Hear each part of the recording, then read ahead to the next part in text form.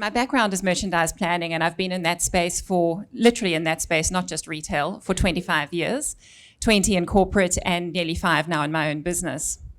Given that planning is about analyzing patterns and trends and causalities, I'm hoping that some of the themes that I've distilled are statistically relevant and could be useful to you in your career journeys. And what I've found as I've worked in my own business is that a lot of principles that I learned in merchandise planning, I now use those same principles at a more macro level in a way I didn't expect in how I look at and think about my business. So when we come to the glass ceilings and glass slippers, I suppose maybe when you think about that topic, your first thought might have been that the glass ceilings refer to the corporate environment and the glass slippers perhaps to the own business environment. And probably when I first came up with the topic, just because I like catchy phrases and plays on words, I probably also initially thought of it that way, but the truth is that having walked both paths, they're not really such a direct correlation. The glass ceilings is really probably more representing some of the obstacles and challenges and barriers, real or perceived, that maybe you come across in your career, whether that's a corporate career or working for yourself. And the glass slipper probably really represents more your dreams and your aspirations and your happily ever after scenario. What is that for you? And of course, you know, we're in a business setting here, and we're talking about success factors, and of course none of us think of success so narrowly as to only be how do you go on the corporate ladder or how is your business performing. We know it's bigger than that, but today we're talking about a more narrow context. If you think about it, even in some of the common things that you would know really matter, you take being a team player. Does that mean that if you're a good team player that corporate is really more your space? Well, running your own business, being a team player matters as well. You know, being somebody who takes initiative or can work independently or is strategic or good with people. Any one of those things is equally important in either environment. And I think where I landed up, the more I've thought about it, is that perhaps some of the challenges are a little more unique to each environment, but I think the characteristics from a personal point of view are probably more common and more about the person than the environment quite often. Whenever I talk about or think about what's really mattered in my journey to date, it always comes back to the same starting point. I've always been a people person. I've always come from a place of passion. And I think this underpins both my corporate career and my business. If I trace back the fine threads of seeds that were planted really early in my career, and I'm talking well over 20 years ago, relationships that still exist today, and business relationships that have come from those, I can't emphasize enough the importance of operating in this space with integrity. And I'm going to talk a little bit more about that now. In my business today, relationships really are the fundamental underlying building block. Those seeds that I talked about planted long ago have bloomed in different ways. Serendipity is certainly a common theme in the business. And it's really come down to reputation, referrals, and ultimately results. Of course, you've got to get the job done for anybody to want to work with you. But this theme's actually been common to both worlds from the point of view that in my career, I think the last time I actually applied for a job was 2001, because reputation and referral has fueled my career for all of those years. Every role that I've moved on to has actually been on the basis of being tapped on the shoulder, somebody who's worked with me, somebody who's been part of a team that I've been part of, always centering back to those relationships, has created opportunities at every step. And now through my business as well, operating for nearly 5 years now, without any active, I suppose, marketing, my business has been built off my career, off those same relationships, off that same network, off that same understanding of people and relationships. So it's worth calling out because it's just the foundation to everything. But when it comes to forming those relationships and treating people the right way, it comes back to integrity. Over time, I've come up with a little model that works for me, and it comes down to head, heart, and hands. You know, they all start with H, and for me that means it's a winning formula because alliteration. But what I'm referring to there is head is your thoughts and your beliefs, and heart is your feelings and your intent, and hands is your words and your actions. And when those are all aligned, that's when I think you're operating with integrity, and that's how you can just self-check and go, am I being authentic? Am I being all of those things? And I feel like it's a little simple way to stay focused on that. When we talk about relationships and how we deal with each other, I think it's important to realize that there's both an outward and an inward component to that. So outward, I'll chat to the second 2 points there first: people before profit and reputation before revenue. Those aren't my quotes, that's from Todd Duncan.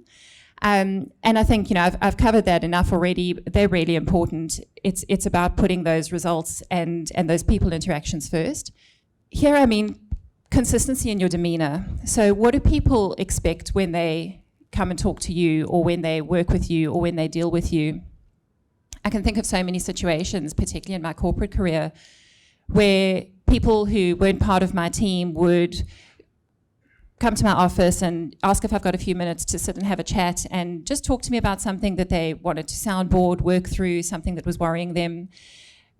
My team or my colleagues, just having them know every time that they come and see me what they're going to get, that they don't have to sort of hover around down the corridor and go, which Susan are we getting today? Is she grumpy because she's under pressure? Is she stressed? Is she impatient because she's got a meeting and she's not got a lot of time? I've always worked really hard to make sure that people get the same me every time they deal with me, irrespective of what's going on with me. And I think that fosters a lot of things within a team that are important to me, in the sense of I always ask for no surprises. If something's going off track, or if something's going wrong, or if something's not going to be what we hoped, I'd like to know about it as soon as possible, because that puts me in the best position to manage the fallout and put in place recovery plans and those sorts of things. So if I want people to behave in a no surprises fashion, then really I need to make myself accessible in a way that they can trust every time, that they're safe when they come and speak to me. And it does mean that people will come and tell you what's going on more readily, without fear of having to almost manage up to the emotional intelligence of the person that they're dealing with. So I think that's a really important one. On the inward side, and this I think, again, true in both environments, is how you treat yourself, that inward relationship of being kind to yourself. And I think certainly I'm my own worst critic. Well, I don't know what's going through your minds at the moment, but probably what's going through mine is worse.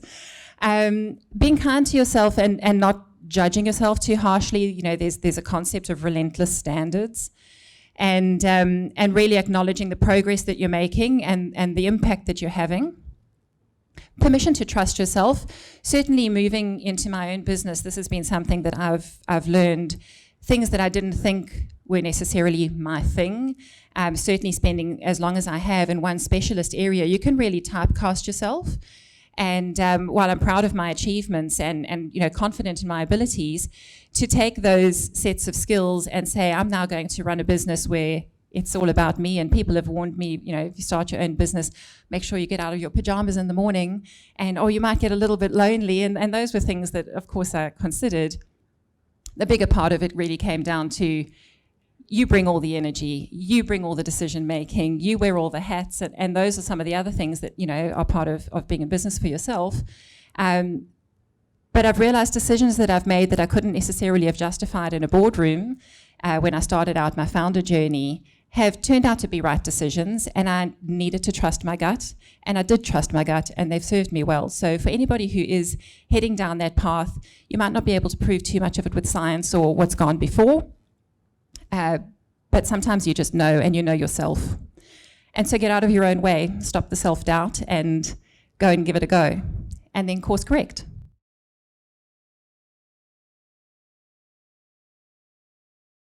There've certainly been a lot of defining moments in my career.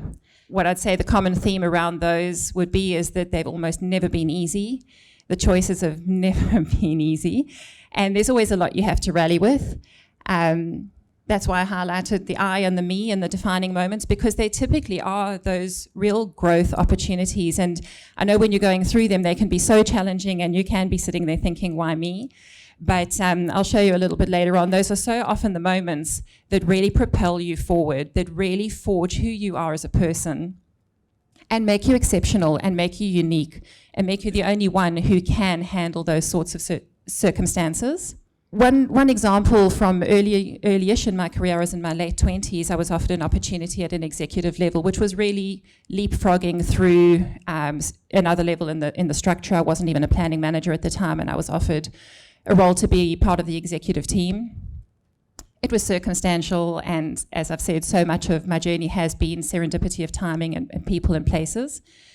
And at the time, I was absolutely terrified to take the role for a variety of reasons, not least of which I didn't think that the initial structure proposed would really set me up to succeed in the role.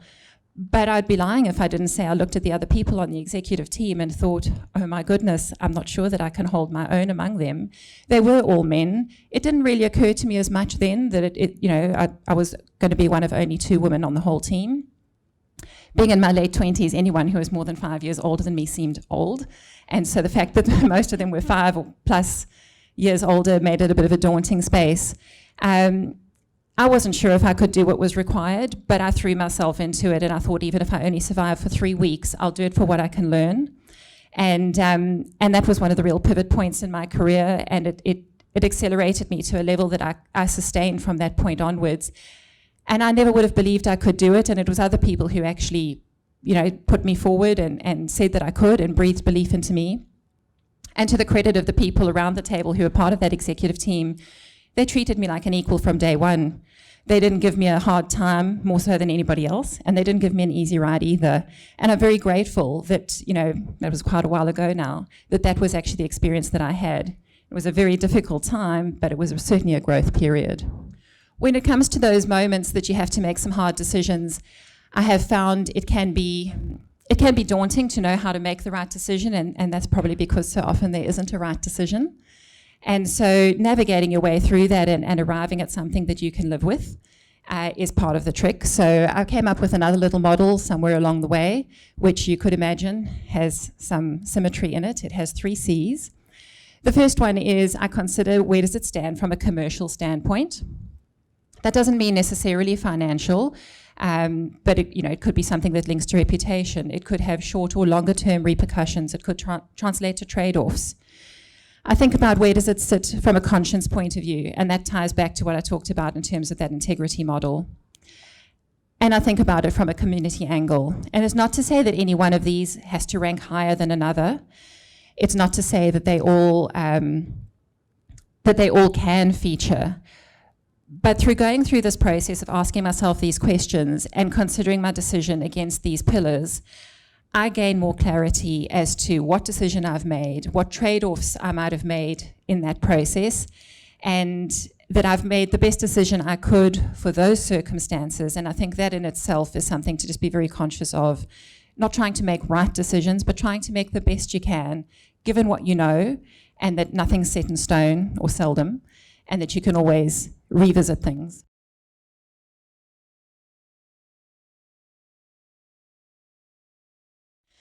So the journey looks a little bit like that. What you see from the outside, I think if that was a share price, a graph or something like that, I might well invest. You can certainly see that there's some leapfrog moments, like I referred to before, that almost vertical line at the beginning, sort of a quarter of the way through there was that experience that I talked about before. Of course, there's some dips and some plateaus. But when I look back on that, I go, yep, I think that's all right. And then there's what it really takes and what you experience as an individual, which looks a lot more like that in my experience. I won't say it's to scale. Please don't think it's to scale, because you'll all want to come and give me a hug afterwards.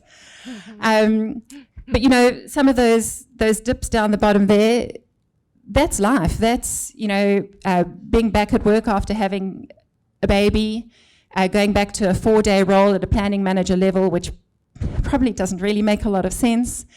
And within a very short space of time in that new role, getting pneumonia, being off work for more than 6 weeks, cracking 2 ribs from coughing, and navigating your way back into a business that's in crisis when you're in that situation. And, everybody has them. Everybody has their ups and their downs.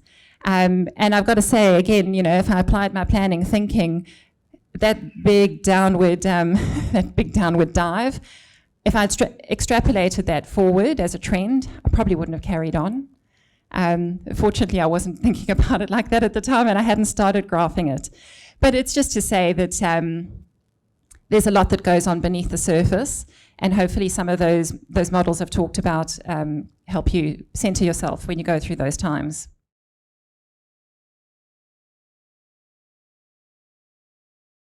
So a few tips and traps. These ones probably are oriented a little more towards the corporate scene, the quiet achiever concept. I'll put my hand up. This is not something I've done well in my career. I have been guilty of being the quiet achiever. Yes, I'm still happy with what I've achieved, but sitting there thinking that if you just do the job well, you'll get there. You do need to make sure that people are aware of what you're doing. Be indispensable, surround yourself with good people. They're things you know, but I'm just trying to call out a few key ones here.